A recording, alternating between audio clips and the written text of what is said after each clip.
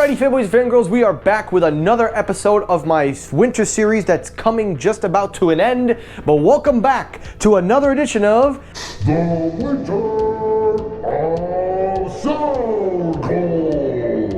Anyway, continuing on our ever-going series, today I'm going to take a step back from reviewing new headphones and we're going to go back a year and revisit a model that is one of my personal favorites and one of my everyday headphones. I'm going to talk to you guys about the Soundcore Liberty Air 2 Pro 1 year later. I'm going to talk about how they've held up in a year, what do I think of them today, and also discuss why I own 2 pairs. I'll explain all of that on today's episode. So enough chatting, let's get down to business.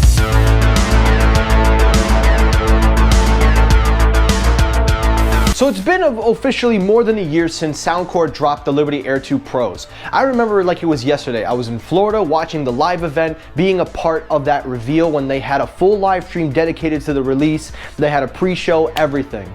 And a lot has changed in over a year in terms of the headphones and everything that went on at that event. Mostly being that Loom went out of business, or they're diversing into something different, and that partnership with Soundcore kind of just had to go as well. And that was kind of a shame because that whole partnership they had was a great way to introduce new artists and new people to newer music. And it kind of sucks that it's gone, but I guess they'll be around in a different volume. And that's actually weird because I actually picked up the Loom edition, which is a limited edition release, and I'll explain in just a second why I have 2. But a year has passed, the momentum has died down a little bit, the Liberty 3 Pros were out, and now that we're in a new year, it only makes sense for Soundcore to upgrade them. Well, it actually kind of doesn't, because a year later, they do hold up very well, and I'm going to tell you guys my experience and discuss everything. But real quickly, let's get this out of the way. The reason why I have 2 is because these are the ones that I've had for over a year, but unfortunately, I lost the left earbud. I actually put the original one back in its case. I still have all the ear tips, I have everything, but I ended up losing it. But I did use it for a full year before I lost the left side. I ended up just replacing them with the Loom edition, which was on sale, and yeah, that's where we're at now. But before I replace them, I will say the original pair that I had from day one, it held up excellently. The battery life was still solid. Even though it advertised 7 hours, I was getting more along the lines of maybe 6, because over time it does degrade with charging cycles, etc. But it held up very well. It didn't drain as fast as I thought it was gonna drain. And the battery life on the charging case also held up relatively well as well.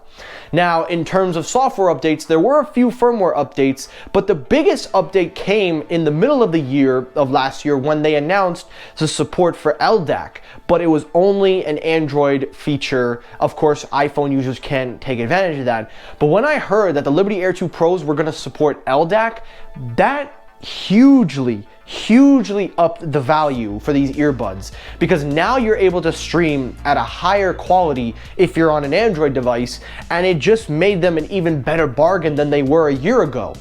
Now, of course, they have gone in terms of pricing. Originally, they debuted at $129. They're still available for $129, but they're generally on sale for $99 or even lower than that at some times. I picked up the Loom edition for $69.99, so that was a huge steal, so I couldn't turn that off. And being that, you know, they have gone through several firmwares, they have some features, there are some things that they are still missing, and I wish that Soundcore would add them. So one of the things that I feel that they're missing is the triple tap. This is one of my biggest pet peeves that I have with Soundcore. Even though they make some great features and they're very versatile, it's just a shame that the Liberty 3 Pros are the only ones that I know of that have the triple tap feature, when all of these earbuds are capable of the triple tap. And I feel adding the triple tap would make it even better, more versatile. Now, I don't know if that has to do with the firmware memory that the earbuds have in them, or maybe it's just they can't do it, but I would love to see a triple tap come to the Liberty Air 2 Pros, especially being that these are the Pro version and not the standard version. Now, in terms of the active noise canceling, because, you know, a year, how do they hold up? They are starting to show their age as I've used them before I got the new ones, because I did notice the new ones did sound better. But as the years were going, I did notice that the active noise canceling started to get weaker. because of also, you know, the battery degradation. It doesn't have enough battery also to fully support it, because that's just the law of everything. As you use them more and more, they start to wear and go. But I noticed that even though it held up in certain environments, the biggest drawback that I had was it started to pick up wind noise outside. And I started to notice that more and more with the older models than the newer one. Now, of course, Soundcore has combat that with wind isolation on the 3 Pro for the Liberty series. And I'm kind of wondering if maybe they were to bring that over, that would be a huge feature. But then again, they're gonna have to test that, see how it goes. But that would be a cool feature to have as well. In terms of firmware updates, you do get your occasional bug fixes, minor dig fixes, but really the major one was the support for LDAC, and that really shocked everybody. Now, in terms of the sound quality, how did they hold up over a year? Well, before I went back to these, obviously, the older ones, the ones that I've had for a year, they've actually done a very good job in terms of keeping consistent with the sound quality. The drivers didn't have any overtime noise. Like overtime, when you use drivers and you push them to their limits with full volume, you tend to hear screeching or sometimes leakage. And I actually didn't notice that, and it was surprising when I went to the new ones, they sounded exactly the same. There was no difference in audio quality for me. Maybe it's because I play my music at a lower volume or whatever, but the sound quality still holds up and it still is great. The bass is nice, it's deep, but I would say that after using them back to back with the 3 Pros, obviously the 3 Pros have started to become my more everyday headphones as I take them with me more and more.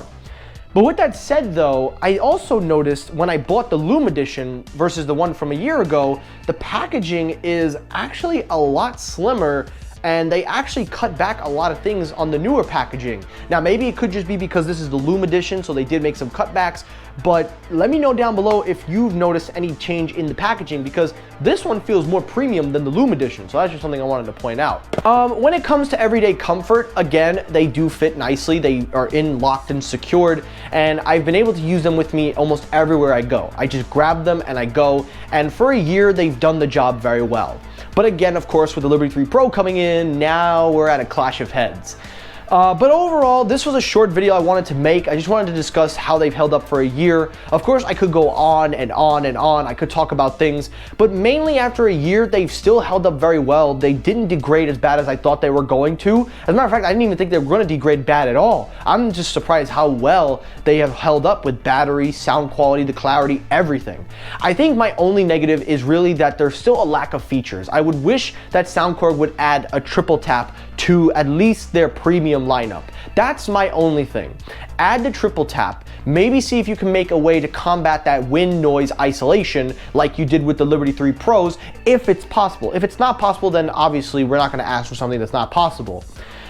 In terms of transparency, this is the last thing I forgot to mention. I think it really needs to be tweaked on. I thought maybe with the firmware update, they would have opened the microphones up a little more, but they still sound just okay. I would wish that they had opened them up more. So really it comes down to more additions. So Soundcore, I hope that in the next year, we see some updates that come to help improve the transparency, maybe just a little bit, open the microphones up a little more, maybe something to combat that wind isolation, and also the triple tap. That's one of my biggest pet peeves. But overall, they are hugely one of the best earbuds that I have. I still use them every day, even with the Liberty 3 Pros.